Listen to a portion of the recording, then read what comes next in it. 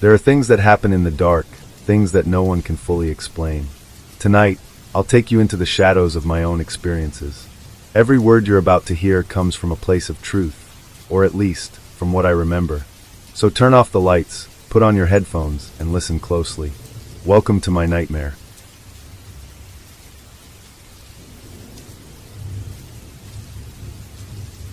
They say you shouldn't snoop on your neighbors. But I wasn't snooping, I was surviving.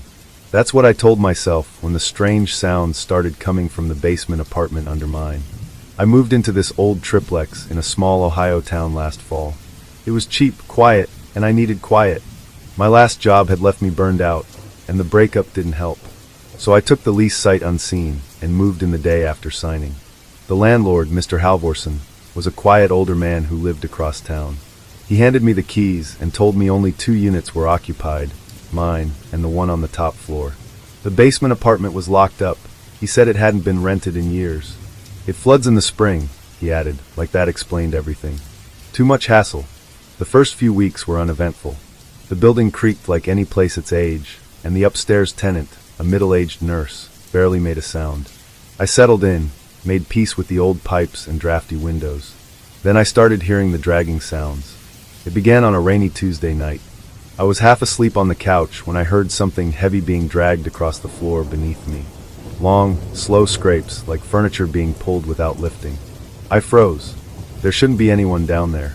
I stood up, walked to the corner of my living room, and stomped my foot twice. Hard. Silence. Then, 3 knocks from below. Not faint. Not accidental. Deliberate. I didn't sleep that night. The next morning, I called Mr. Halvorson. He brushed it off. It's probably the foundation settling. That place is solid, but it talks back sometimes. No one's been in the basement since 2019. I wanted to believe him. Really. But over the next week, the noises got worse. Sometimes it was dragging. Other times it was knocking, always from directly below my bed or behind the bathroom wall. Once, I swear I heard what sounded like whispering. I finally went down to check it out myself. The basement door was in the back hallway, near the laundry room. It was locked, of course, but the frame was warped, and I could see a thin sliver of darkness between the jamb and the door. I leaned close, and I smelled something. Damp wood, mold, and something else, metallic, sharp, like rust but stronger. That night, I set my phone to record audio and placed it on the floor. The next morning, I played it back. At first, nothing. Then, faint, scraping sounds. Whispering. Then a voice. Quiet. Hoarse. Stop watching me. I dropped the phone. I decided to talk to the woman upstairs. Her name was Dana. She was nice, cautious, but something in her face changed when I asked about the basement. You hear it too? She whispered. I nodded. Her eyes darted to the stairwell. I thought I was going crazy. I complained once. The landlord stopped answering my calls. I asked if she'd ever seen anyone go down there. She hesitated. One night, I saw someone outside the basement door, just standing there, tall, didn't move for almost 5 minutes. When I looked again, they were gone. I asked if she got a good look at the face. I don't think it had one, she whispered. I started keeping a knife next to my bed. The real breaking point came a few nights later. I woke up to the sound of my bathroom faucet running. When I got up to check, it was dry, but the mirror was fogged, like someone had taken a hot shower. There was a word traced in the steam. Down. I moved out 2 days later. I didn't tell the landlord why. I didn't want him thinking I was nuts, or worse, that I knew something. I left most of my stuff behind. A week after moving, Dana called me. They opened the basement, she said. Flooded again. But they found something. I asked what? A mattress, chains, and a camcorder. Tapes, dozens of them. The cops came. I haven't heard from her since. And last night, at my new apartment, I got a package. No return address. Inside was a single Polaroid. A picture of my old bedroom floor. In the corner of the image, peeking out from beneath the bed, were 2 bare feet.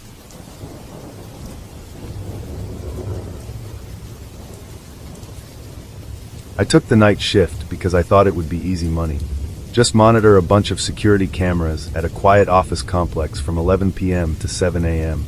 I could read, maybe catch up on podcasts, drink too much vending machine coffee, and coast through until sunrise.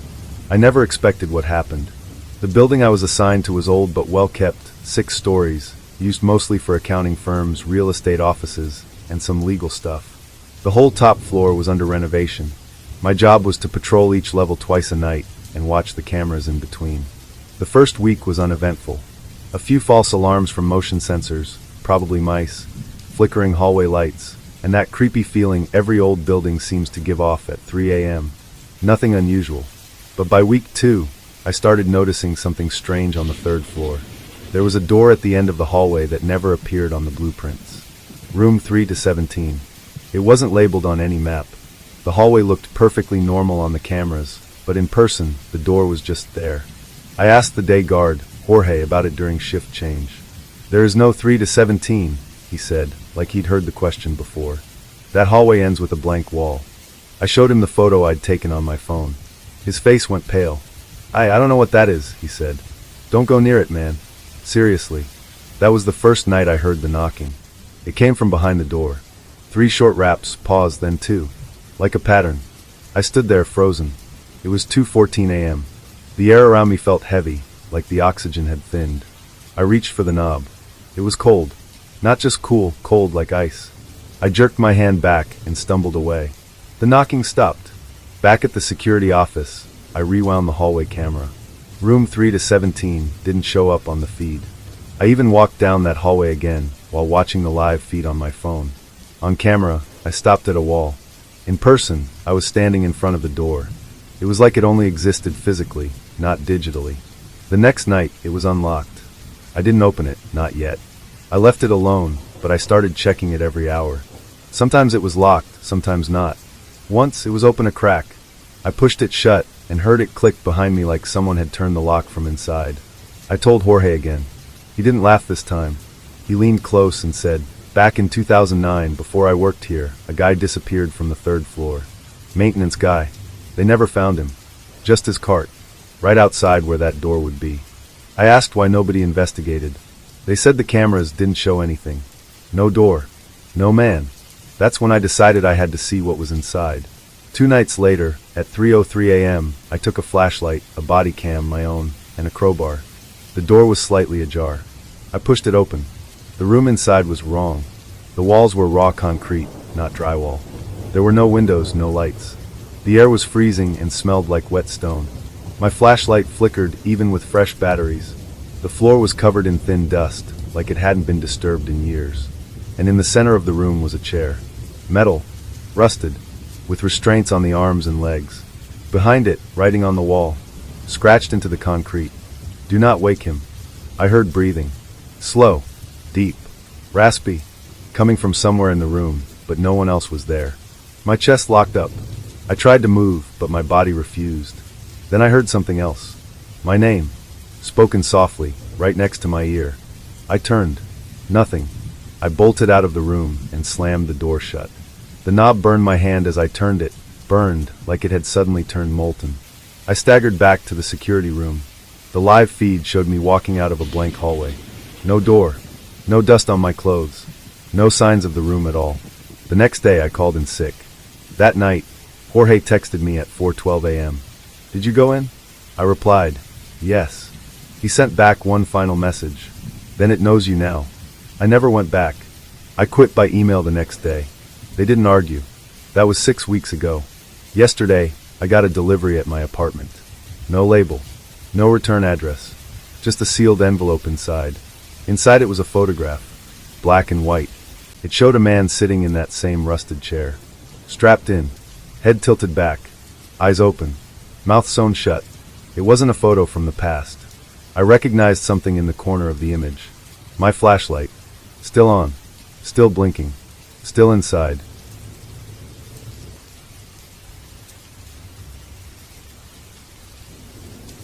My dad was a survivalist. Not the cartoonish, camo-wearing kind who shouted about the government. He was quiet, methodical, a mechanical engineer by trade and a planner by obsession. After my mom died, he poured himself into building a concrete-reinforced shelter beneath our backyard.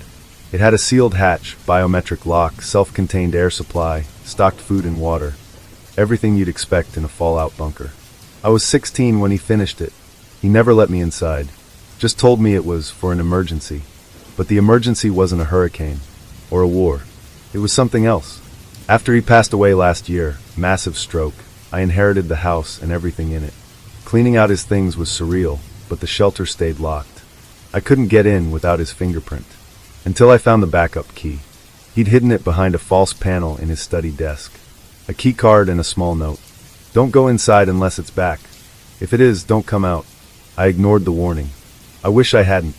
The hatch creaked open like something breathing dust. The air inside was cold and metallic. I descended a ladder into darkness, then clicked on the lights. The shelter was pristine, fully stocked. A cot, shelves of supplies, a workbench with old tools. But what got me was the wall. It was covered in photos. Dozens of them, black and white. All of the same thing. A tall, blurry figure standing in different locations, street corners, alleyways, forests, even the edge of our backyard. And in every photo it was closer. Some were dated, going back 20 years. The last one was dated 4 days before he died. The figure was standing directly behind him in the driveway. I backed away, skin crawling. Then I noticed the cameras. For security monitors were bolted to the wall, still running. They showed feeds of the house, backyard, and street. Live. The timestamp confirmed it. And one of the feeds, Cam 3, showed the shelter hatch. Something was standing over it. Not moving. Not breathing. Just standing there, like it knew I was watching. I killed the power to the monitors and climbed out, heart in my throat. When I stepped into the backyard, no one was there. Just the wind in the trees. I told myself I imagined it. Then I found the tape. It was inside a box labeled fail-safe, with my name written in black marker. A mini DV tape, the kind you'd use in a camcorder. I found his old camera in the closet and played it. It was a recording of him, looking disheveled. Eyes hollow. If you're watching this, he said, it means I failed. He paused. Something moved in the background, just a shadow, but I saw it. I tried to contain it, trap it in the bunker. But it learned, adapted. It comes back every few years, disguises itself, waits. He looked directly into the camera. It can't be killed, only delayed. If it knows you've seen it, if it sees you, it won't stop. Ever. He reached forward and stopped the recording. I didn't sleep that night. The next day, I checked the camera feeds again. The figure was gone. But Cam 2, the one facing the street, had glitched. The screen pulsed, then cleared. There was a figure now across the street, closer than before. I boarded up the hatch, nailed it shut, tried to forget. But the dream started. Every night I see it. Closer, taller. Its face changes. Sometimes it's mine. Sometimes it's my father's. Last night, the motion sensor in the backyard triggered. I checked the footage this morning. It was standing by the hatch again, holding something. It dropped it onto the hatch door and vanished into the woods. I went outside, heart racing, and found a single Polaroid. A photo of me, sleeping in my bed, taken from inside my room.